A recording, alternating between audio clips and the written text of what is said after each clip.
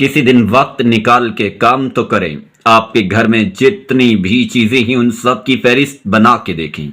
Furniture, bed, sofa, अलमारी, सिंगार मेज, शोकेस, बुक रेक, फ्रिज, इस्त्री, सिलाई machine, washing machine, oven, dryer, machine, cooler, AC, चारपाइयाँ, मेज, पेटियां, संदूक, चादरें, रजाइयां, कंबल, खेस, तकिए, कुर्सियां, सिंगार मेज के दरवाजों में मौजूद तमाम मेकअप का सामान, यूपीएस, बैटरियां, गुस्ल खाने में मौजूद तमाम ज़रूरत का सामान, डब्बे, लोटे छोटे, शैम्पू, साबुन वगैरह, चूल्हा, बावर्ची खाने में मौजूद ज़रूरत की तमाम अशिया, बर्तन, दालें, आटा, चावल वगैरह, स्टोर, कमरे में मौजूद बरसों से पड़ा हुआ पुराना रद्दी सामान, झाड़ू,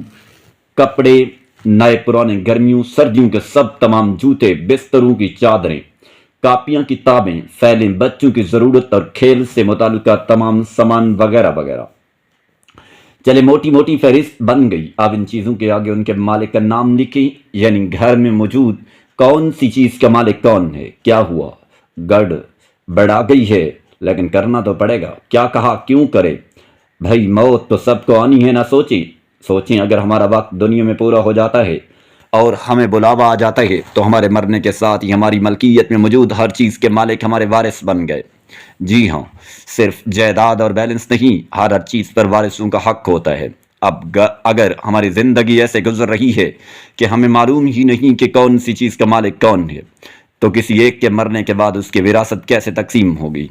जबकि फ़िक्र की किताबों में तो यहाँ तक लिखा है कि मैयत की जेब में से अगर इलायची का कोई दाना भी निकला तो उस पर भी वारिसों का हक है। तो सोचें, हमने अपनी ज़िंदगी कितनी मुश्किल और पेचीदा सी बना ली है। हमारे घरों में इतना ज़्यादा सामान जमा होता है कि हम अगर एक एक चीज़ को नाम देकर फहरिस्त बनाने लगे तो इस काम के मुकम्मल होने में दिन बीत जाएंगे। लम्हे फ़िक्रिया है ना। अब जो मियारी ज़िंदगी हम अपना चुके हैं उसमें उस सामान को तो शायद मुख्तसर नहीं कर सकते, लेकिन घर में सब मिल बैठ कर ये तय तो कर सकते हैं कि कौन सी चीज़ किसकी मलकियत होगी और किसके मरने पर कौन कौन सी चीज़ वारिसों के हवाले की जाएगी। लेकिन हमारे घरों में क्या होता है, मिसाल के तौर पर कोई खातून वफ़ात पा गई, शोहर और बच्चों के साथ उसके वालिदैन भी मौजूद हैं, लेकिन वफ़ात के बाद विरासत की तकसीम का किसी को ख्याल ही नहीं आता। सामान घर में ही इस्तेमाल होता रहता है। कुछ भी ही बहुत ही खस्ता हाल चीज़ें सदका कर दी जाती हैं या रद्दी करके फेंक दी जाती हैं। कुछ चीज़ें शादीशुदा बेटियां अम्मी की याद के तौर पर साथ ले जाती हैं।